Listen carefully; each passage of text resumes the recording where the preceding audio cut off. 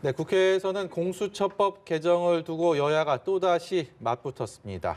네, 여당 주도로 공수처법 개정안이 법사위 문턱을 넘자 총력 투쟁을 선언한 야당은 민주주의 훼손이 더 이상 일어나지 않도록 문재인 대통령이 책임 있는 행동에 나서야 한다고 목소리를 높였는데요.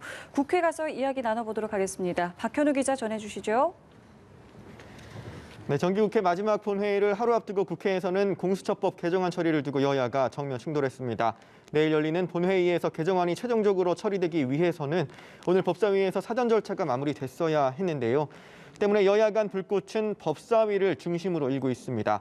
민주당은 오전 안건조정위와 전체 회의를 잇따라 열며 일사천리로 개정안을 상정해 처리했고, 이에 반발한 국민의힘은 법사위 회의실 앞에서 항의 시위 등을 이어가며 법안 통과 저지 총력전을 이어가고 있습니다.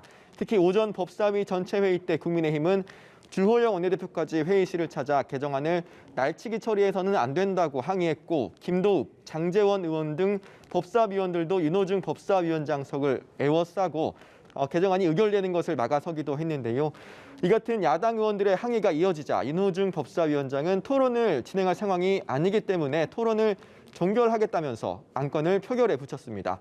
민주당과 열린민주당 소속 의원들이 기립해 찬성 의사를 밝히면서 공수처법 개정안은 법사위 문턱을 넘게 됐는데, 이에 국민의힘 김종인 비대위원장은 조금 전 긴급 기자회견을 열고 살아있는 권력을 수사하는 윤석열 총장을 찍어내고 공수처를 장악하려는 의도는 뻔하다면서 법치주의와 민주주의 훼손이 더 이상 발생하지 않도록 국정수반으로서 책임 있는 행동에 나설 것을 문재인 대통령에게 촉구했습니다. 아울러 국민의힘 법사위원들은 향후 진행될 법사위 일정에 일절 참석하지 않겠다고 보이콧을 선언하는 등 강력 반발하고 있는 상황입니다.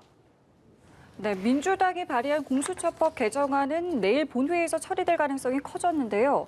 어떤 내용이 담겨 있고 또 앞으로의 절차는 어떻게 전망되는지도 전해주시죠. 네, 민주당 주도로 법사위 문턱을 넘은 개정안의 핵심은 대통령에게 추천할 공수처장 후보에 대한 추천위 내 의결 정족수를 어떻게 조정하느냐 하는 부분이었습니다. 당초 위원 7명 중 6명 이상의 동의가 있어야 공수처장 후보를 추천할 수 있도록 했던 것을 안건조정위에서 그 기준을 3분의 2로 낮추도록 의결하고, 뒤이어 전체 회의 상정 의결 과정을 거치면서 법사위 문턱을 넘게 됐는데요. 이로써 야당목 추천위원 2명이 반대하면 계속해서 후보 추천이 이루어질 수 없었던 구조가 5명만 동의하면 추천 가능한 구조로 사실상 바뀌게 됐습니다. 민주당 이낙연 대표는 법사위에서 공수처법 개정안이 통과된 뒤 있었던 당 행사에서 이들 법안이 본회의까지 통과된다면 이른바 권력기관 개혁을 위한 입법화는 일단락된다면서 본회의에서 공수처법 개정안을 처리해 나가겠다는 의지를 내비쳤습니다. 이에 따라 공수처법 개정안은 내일 본회의에 상정될 것으로 전망되는데요. 하지만 앞서 말씀드린 것처럼 국민의힘이 총력투쟁을 선언하고 개정안 처리를 저지하겠다는 계획 아래 필리버스터 카드를 꺼내들 것으로 관측되면서 내일 본회의에서 공수처법이 처리될지는 불확실한 상황입니다.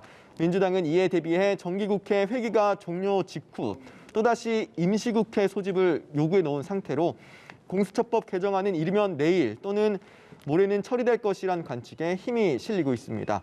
국민의힘은 법안 통과 저지를 위해 총력 투쟁한다는 방침이지만 원내 투쟁만으로는 한계가 있는 만큼 당 안팎에서는 장애 투쟁의 가능성도 거론되는 상황입니다. 지금까지 국회에서 연합뉴스 TV 박현우입니다.